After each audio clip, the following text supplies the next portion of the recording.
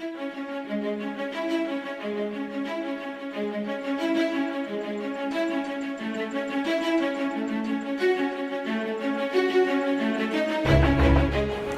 WHO menetapkan COVID-19 menjadi pandemi, perhatian kita semua tertuju pada pencegahan dan pengendalian infeksi. PPI bertujuan menurunkan atau meminimalkan insiden rate infeksi terkait dengan pelayanan kesehatan kepada pasien, petugas kesehatan, dan pengunjung, serta masyarakat sekitar rumah sakit dan fasilitas kesehatan lainnya.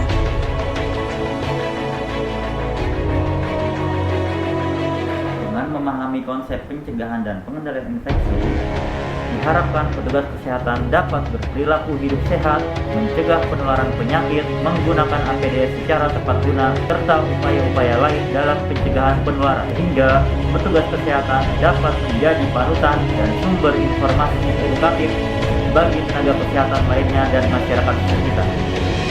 Tenaga kesehatan yang cerdas menyelamatkan jiwa.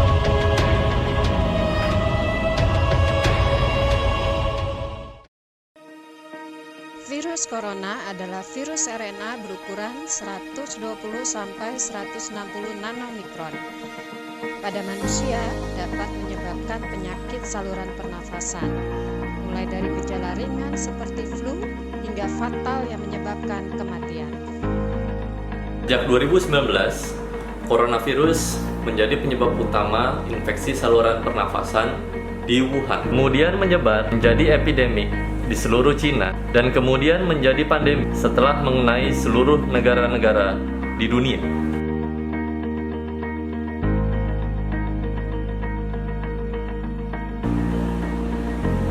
Pemahaman tentang bagaimana metode transmisi COVID-19 belum sepenuhnya dipahami. Akan tetapi, sejalan dengan perkembangan pandemi, penyebaran dari antar manusia adalah droplets dan formats atau yang lebih kita kenal dengan kontak.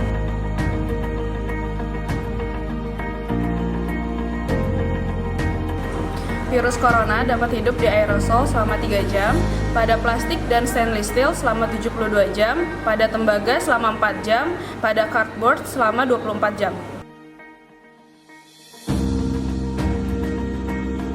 Untuk memahami hal ini, terlebih dahulu kita harus memahami rantai penyebaran infeksi.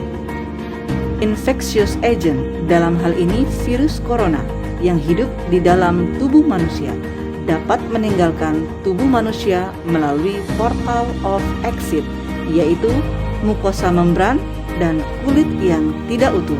Kemudian melalui metode transmisi yang kita ketahui adalah droplet dan formats atau kontak. Virus tersebut dapat memasuki tubuh manusia lainnya melalui portal of entry, yaitu membran mukosa dan kulit yang tidak utuh. Yang dimaksud membran mukosa adalah mulut, hidung, dan mata.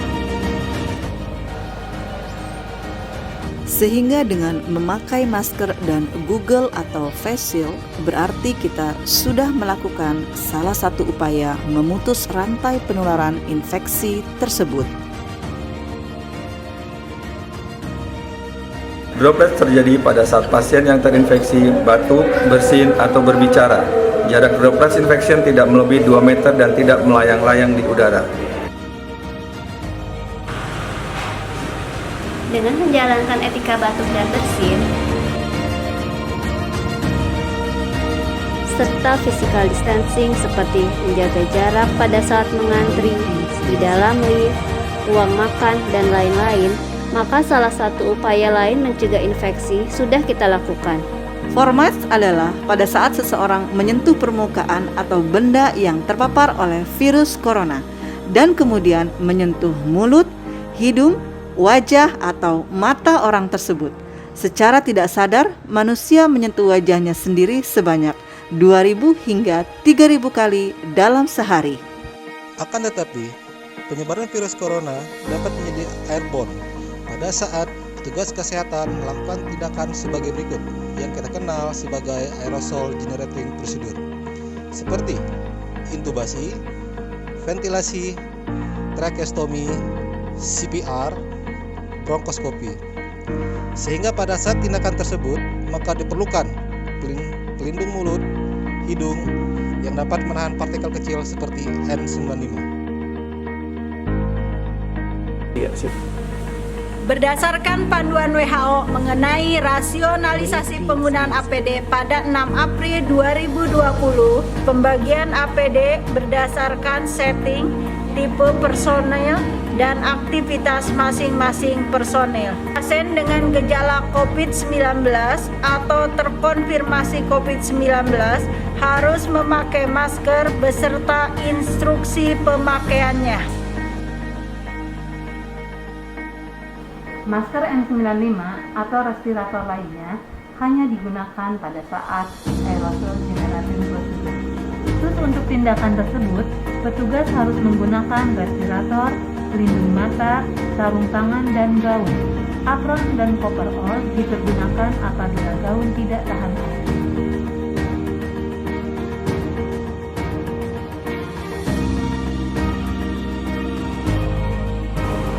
Berdasarkan panduan tersebut, pencegahan yang paling efektif adalah 1. Menjaga physical distancing, 2. Melakukan cuci tangan, 3. Menghindari menyentuh wajah, mulut, hidung, dan mata, 4. Menjalankan etika batuk dan bersin, 5. Memakai masker pada saat mengalami gejala infeksi saluran pernapasan, 6. Rutin membersihkan lingkungan dan benda lainnya seperti handle pintu, tombol lift, meja, kursi, dan lain-lain.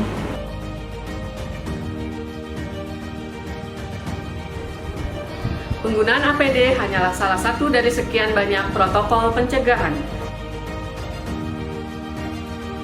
Bahkan, penggunaan APD yang salah dengan tidak memahami konsep penyebaran infeksi dapat membahayakan pengguna serta petugas lain dan orang lain. Dalam setiap N95 disebutkan peringatan bahwa salah penggunaan dapat mengakibatkan sakit bahkan kematian.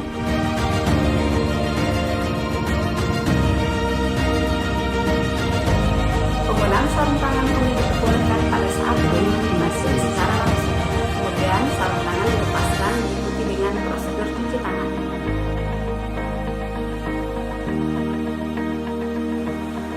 Dilarang tetap menggunakan sarung tangan pada saat menulis atau melakukan pekerjaan lainnya. APD dilepaskan pada tempat yang sudah disediakan dan jangan dibawa pulang.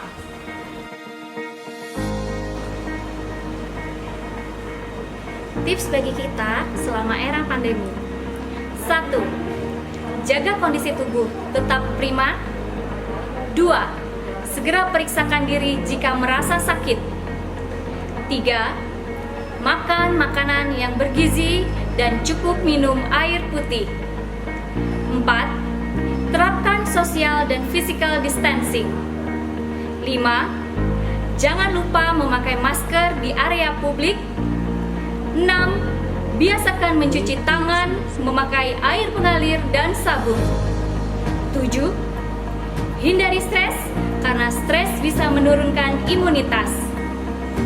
Yang terakhir, jangan lupa berdoa. Semoga kita semua selalu dalam lindungan Allah Subhanahu wa Ta'ala.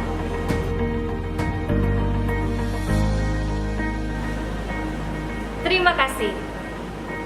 Terima kasih. Terima kasih. Terima kasih. Terima kasih. Terima kasih. Terima kasih.